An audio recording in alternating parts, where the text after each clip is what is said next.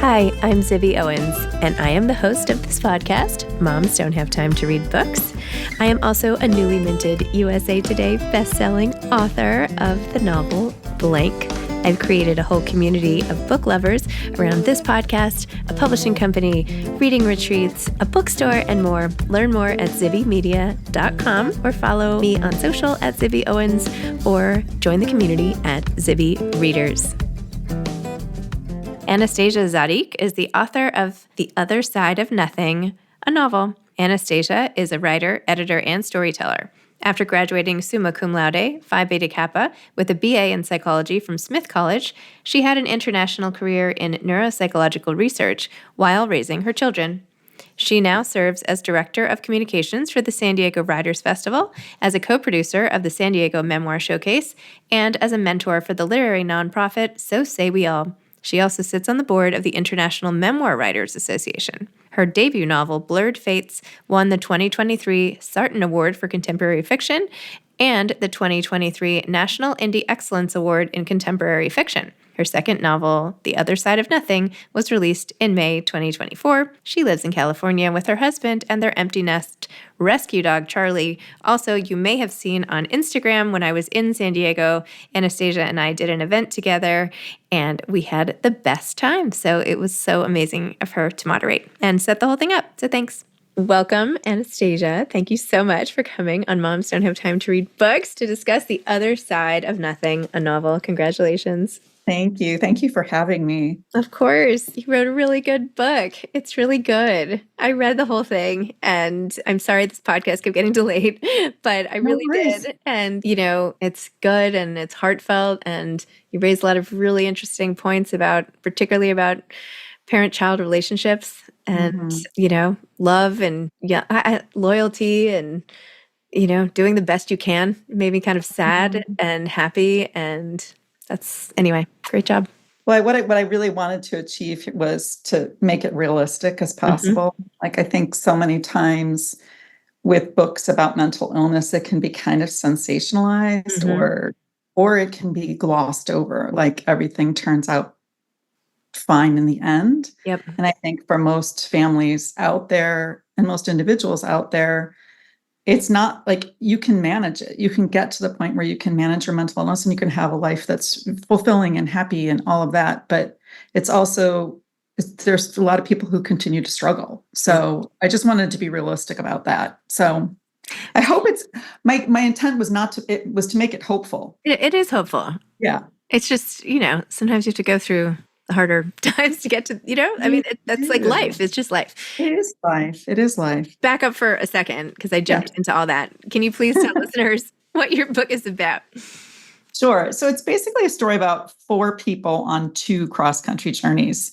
It's 2 sets of 2. The first involves Julie and Sam they're young adults. They're extremely talented artists, and they're also both attempt suicide survivors. And they meet and fall in love in a residential psych facility, and then they escape and leave everything behind with the intent to embark on a journey to fulfill Sam's destiny, which he believes is to recreate this iconic Ansel Adams image and start his career. And for Julia, she had created this second chance bucket list while her dad was dying, and she wants to try to fulfill some of the things on the second chance bucket list, or basically things she promised her dad she would give a second chance to. And so initially their goal is to do those things as they cross the country. So, and then the other journey is the moms. Julia's mom is Laura and Sam's mom is Arabella. And when they find out that their kids have disappeared and authorities won't really do anything to help search for them because they're young adults, the moms decide that they're going to try to find them. And so they take off after them. And it's kind of a desperate search because they really only have a handful of clues to follow. But they're intent on trying to find them, knowing that their kids have some risks that they face just in their own lives. So that's basically, it's 2 cross-country journeys, but it's also internal journeys. Obviously, it's both a physical journey, but it's also an emotional, psychological, and it's about relationships changing, and mostly it's about what it's like not just to be someone who struggles with mental health challenges, but to be someone who loves someone who struggles with mental health challenges, and not being able to, as I put it, love them better. Like you can't love someone, make them better through love. Like love is important and it's critical, but it's not, there's limits. So that's what it's about. It's also about art and philosophy and beauty and all sorts of good things, and poetry. There's lots of so. And you have had experience with this with your nephew and your child, yourself, and then yourself. Can you talk about that? Sure. One of the things I feel really strongly about is hopefully this book will help people to talk about these things and to feel like we can help break the stigma, but also to let people know that there's resources out there, because my nephew attempted suicide many years ago, 12 years ago now, and things were quite different back then. I was out of the country when it happened, and my sister didn't want to ruin my trip, so she didn't tell me what was going on. And when I got back, I was heartbroken for her and for my nephew. And also just to hear that she felt ill prepared to take him home. But she also, like, I don't think a lot of people realize the trauma of being a parent in that situation. Hopefully none of us will ever be in that situation. But, she had to agree to put him in a coma. Then she had to agree to leave the room when they took him out of the coma, because in case she was the reason that he had, it's one after another, like, heartbreaking thing. And she was mostly alone dealing with this. And one of the things that really hit me hard was that she said so many of her friends didn't know what to say, so they didn't say anything at all. And silence is the hardest thing, because I think for most people, I think if anyone out there who's struggled with depression or bipolar disorder or, any anxiety, you already feel alone. Like you already feel like you're the only one that feels this way, which is one of the hardest things. And so sometimes just being told by someone else, oh, I go through that too, it helps you to feel less alone. And when you're the parent of someone who's in this situation and your friends pull away, not because they don't care, but because they just don't know what to do, it leaves you feeling more alone. And that can be like heartbreak on top of heartbreak. My sister told me as she put it there, it's not a casserole disease. No one drops off food. No one sends cards. Like the things that you would do if your child had cancer or your child had some other illness or was in an accident, and the community kind of wraps you up and takes care of you. That doesn't happen with suicide attempts or with suicide. I just was at a luncheon the other day, and a friend told me that someone had died that was close to her, and she pulled me aside to tell me that it was that they died by suicide, and she didn't want to tell the whole group because there's still that, I guess, the stigma. I guess that's the only thing I can say it is. I mean, I think it's getting better. It's getting much better, but it's still there. Yeah. So I also suffer from depression. My daughter suffers from depression. I think I modeled for my daughter how to be a really good masker while she was growing up, because nobody would have known. Like when I tell people, they're always like, what, you? Like there's this surprise element. And I think that that's partly because we've all gotten good at it, right? Anyone who suffers from depression and anxiety, our goal is to not let people know. And we become really good at the fine, how are you answer to everything. And often I think people, when you see magazines when someone dies by suicide, and it's always the surprise and all the people going, I would have never known. And that's the reality. So many people are living with it and don't talk about it. And again, I think just makes people feel more alone. And I've been on both sides of it, where I've wanted to make my daughter better. I want to fix everything for her, and I can't. And that's also really hard. But I know that I'm doing that to my family too, when they can't fix me either. So it's, you kind of, I understand and I have empathy for people who are in both situations. And I hope that that's what the book does, is give people who aren't in that situation or who are, a feeling of empathy for the other side and for themselves. Thank you for sharing all that, by the way.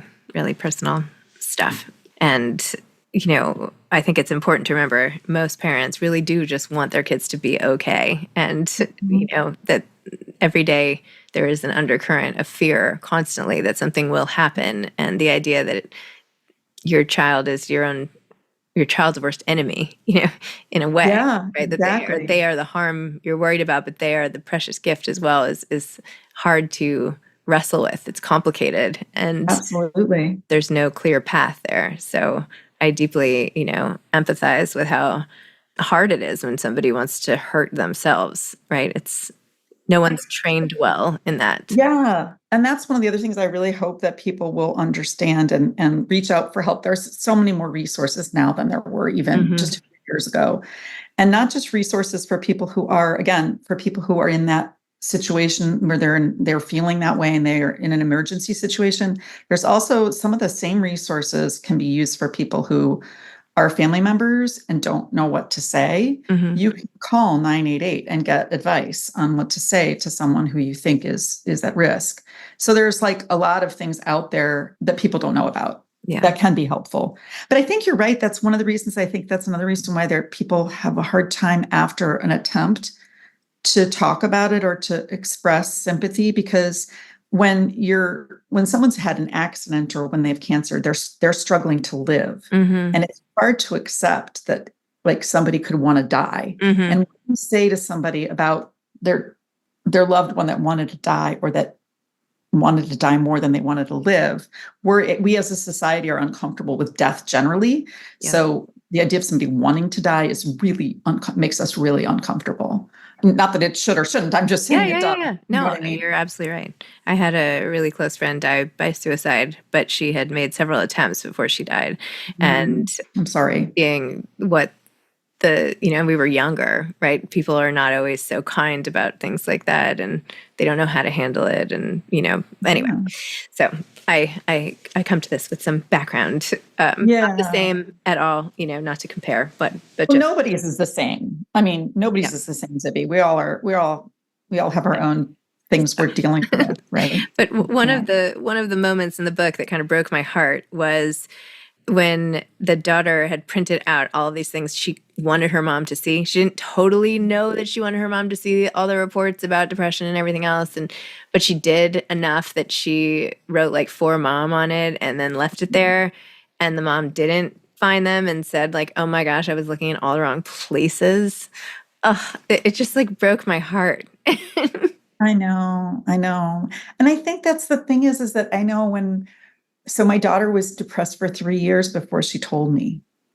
And I remember we were driving it's like how much I remember. We were driving in our Prius. I was taking her to a lacrosse practice or something. And she started to cry and she told me that she'd been depressed for years. And I was like, no, you're like, everything's going so great in your life. Like, and I named all these things. And she was like, Mom, you of all people should know that's not, that what's on the outside isn't what's on the inside. And I was sort of like, I should know that. Like, but to think that someone has been struggling for 3 years and you didn't see it's heartbreaking. It's like, there's no other word for it. It's just, it breaks your heart. And you just want to make them better. You want to love them better. And that's, when you get a phone call like from a kid and, and you're like, how quickly can I hop on a plane? Like, it's just, it's hard to, it's hard to deal with. But, like I said, it's also at this point, my daughter and I openly talk about, how are you today? Right. And I think it's one of the things I've learned, which is maybe a piece of advice out there for parents and for friends, is I've learned to say, how are you today? Not how are you? Because how are you is we're all programmed to just go fine. How are you? Fine. But when I say, how are you today? Like, it's sort of like, lets her be like, today's a good day. Today's not a good day. Like, then we have a place to talk about it. So for what it's worth. I think you said that to me. And it made me feel like, remember you just said that when we got on, and I like took a big sigh, and I was like, I still said fine, but I thought about it for a minute. Good. Well, you thought about it. Well, you know what? It's in all truth. Like, listen, we can't all just walk around spilling our guts every time. Ask us, how are you? Like, you have to be, you have to know your audience, and you have to, and I think that's the other thing. People have to feel safe when they say it, right? Like, because you don't want to say it to somebody that you don't feel confident will reply in a way that's helpful. Right. So yeah, I'm not suggesting everything. No, When the woman at Vons says, "How are you?" as she's ringing up my groceries, it's not the time to tell her the truth. Oh my gosh. Well, it was interesting how you have like the two separate mother-child relationships, almost as foils of each other in a way, right? Arabella, who you think is going to be the most like superficial mom type, right at the beginning, and then oh my gosh, what is her name? Laura, sorry, we just were talking about her. Laura, who, wants the best, but is also grieving, which is its own kind of pain. And then, Sam, who has one type of thing, and then Laura's daughter, who has another, but is also carrying around what she believes is this like horrific secret. And I can't believe how that ended up turning out, by the way. And oh my gosh, because like, you just never know. So tell me about the two different mothers, and what were you trying to do with each one? So one of the things I wanted to kind of illuminate is how some of this is intergenerational, like the way that you're raised, the way that you're taught to handle emotions has a huge impact on you moving forward in life. And to change that pattern is also difficult. And in Laura's case, Julia's mom, she was raised sort of as a pull yourself up by your bootstraps. Nobody wants to see you cry. Go to your room if you have to cry. And when you're done, you can come back out kind of thing. I have friends who had parents like that. Like it was just not, you didn't cry. Like, what was the point? And I think that's hard to get over. And so when her husband dies, her way of coping is to do that, is to just, she gives herself a time to cry in her room, and then she gets on with life. And our daughter sees that, who had a father who was very emotionally available. And so she was raised more with this idea that emotions are okay. And in fact, they're good. And you should talk about them, and you should look for meaning in things, and you should look for art in every day. And that was all coming from him. And the mom's sort of like this. There's this time when she's recalling watching a movie with her dad, and her dad and she get into this whole conversation about generational gaps and malaise and, youth and all of this. And her mom just goes, "It's just a movie, Paul." Like, and that's like her way of dealing with everything, is you box it off. It's just this, it's just that. And so she doesn't actually know how to cope with her daughter's loss. She doesn't know how to help her daughter grieve, because she doesn't really know how to grieve herself. And so when her daughter starts to fall into this depression, she basically gives her time and space, which is what she wants. She wants time and space. She doesn't want people asking her how she is. She wants to just put a box around it. So she has to learn how to open herself up for her daughter. And the other mom, Arabella, was raised with a stiff upper lip. She's actually British, and she was literally raised by parents with a stiff upper lip, but she's put all of her hope and love into her son. And she wants more than anything to fix him and to save him. And so she basically is willing to almost do anything. She lives for him in a way. And she has to like kind of accept that as she goes through the book, she has to kind of accept that she can't love him better. Like she has to acknowledge that that she's the kind of mom who, when she hears about other people at a support meeting, she thinks, "Oh, that's not my son." Do you know what I mean? We all do that too, right? You hear about extreme cases of something and you think, "Oh no, my kid doesn't." Like, I think we've all done that, particularly with teenagers and young adults, right? There's a book that just came out, or is about to come out. It's called Yes, Your Kid, and it's about like teen sexuality. Yeah, it's like it's someone's kid. Exactly. Like you hear about the group of kids who are smoking marijuana behind the school gym, and you're like, no, never my kid. But it's somebody's kid. Yeah. Like, yeah. Somebody's kid is doing that. Or maybe some parents are like, "Oh yeah, that's my kid." Yeah. That makes sense. That checks out. Oh my goodness. How, in your road trip here, how did you pick the places? I know you said it was the Ansel Adams photo, so of course you like end up with a certain place. But as you're going across the country and stopping, and tell me about how I know you went on this trip yourself, and I the did. whole thing. I took the trip with my daughter, actually. I had decided that I needed to see what it was like to take the trip from New York to Yosemite and to do it quickly. And ironically, well, strangely, I'm not sure what the right adjective is here. When we did the trip, we ended up doing part of it super fast because it was during the election in 2016.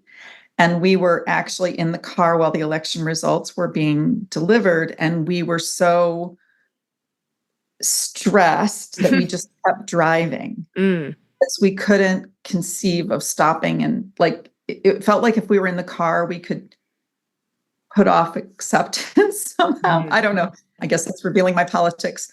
And so we actually did drive through the night one of the nights, drove through the night most of the night. And then when we got to Yosemite and we were hiking around and taking lots of pictures and sort of seeing what you would, and I met with park rangers and I met with members of YOSAR, which is Yosemite Search and Rescue, to kind of ask them questions about, well, what would you do in this situation? How would you handle this? They gave me all the forms they would have people fill out. They were super helpful. But when we went to look at the moonrise, there was a ton of cameras. Like I've never seen so many cameras set up at a place in my life. So I asked one of the photographers, is there something special going on? And he said, this is a once in a lifetime moon that's rising right now. It's called a mega beaver moon. And I was like, you got to be kidding. But I looked it up. It was true. And at that, actually, I did not have that in the book at the time, but that became just for them having to drive quickly because he wants to capture that moon. So it's sort of like reality, like the trip actually informed way more of the book than I thought it would. Does that make sense? Like totally makes sense. Stuff and then I realized like there are certain things that I wanted them to do that wouldn't work out like time-wise. And this was a book that was really tricky from a timing perspective. I had to like time myself reading parts of The Myth of Sisyphus to see how long it would take to get from this page to this page so that I would know what would have happened in that time frame, stuff like that. So lots of timing but it was super interesting. And the trip across country was fabulous. I mean, this country is so beautiful. It really is. There's just the changing, geography and the people you meet. And it was just, it ended up being a really cool bonding thing for my daughter and I to do together. And I highly suggest it. Not in 5 days, though. How long did it take for you to write the book?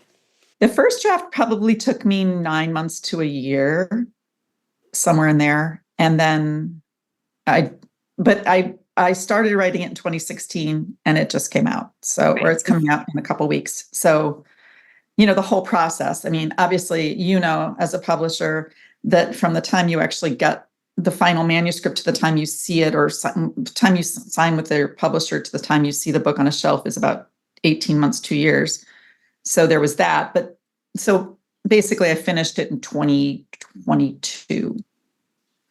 I mean, with all of the drafts and beta readers, you do all of the developmental edit and then beta readers and then copy editing and then proofreading and sign pages. There's so much that I did not know. I mean, did you find that when you were first? Yes.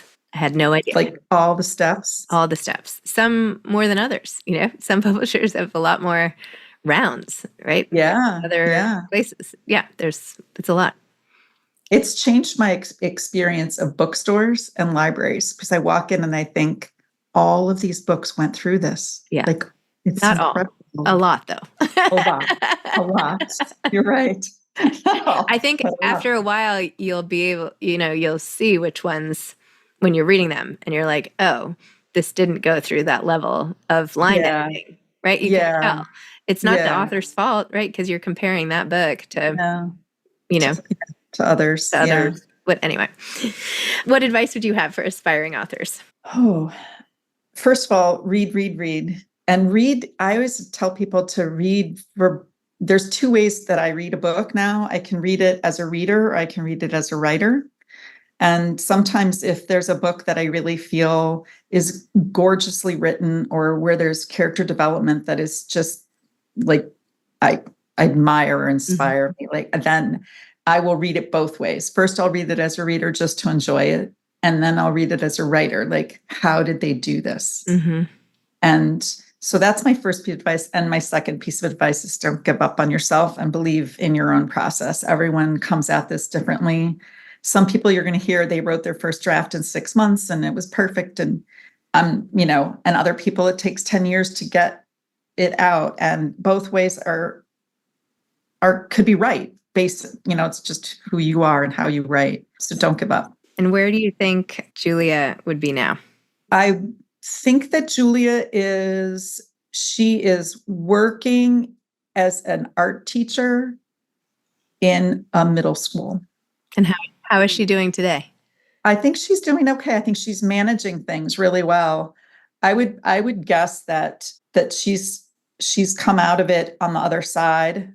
Like, one of the things I like to say about the title is, you can look at the other side of nothing as nothing, or you can look at the other side of nothing as everything. And I hope that she's in the latter camp. And, I think so many times, just like with the covers of Half Dome is remarkable because of what's missing. And so many of our lives are defined by what we no longer have that taught us something. And so I think that she's learned from her father's death and other experiences that she's had, that you can take the experiences of your life and make your life better. I love that. Anastasia, congratulations. Thank you so much. And I'm rooting for you. Thank you so much for having me, Zibby, and have a great rest of your day. Okay, you too. Bye-bye. Bye. Thanks for listening to Moms Don't Have Time to Read Books. If you love it, please leave a review and follow us on social at Zibby Owens and at Zibby Readers.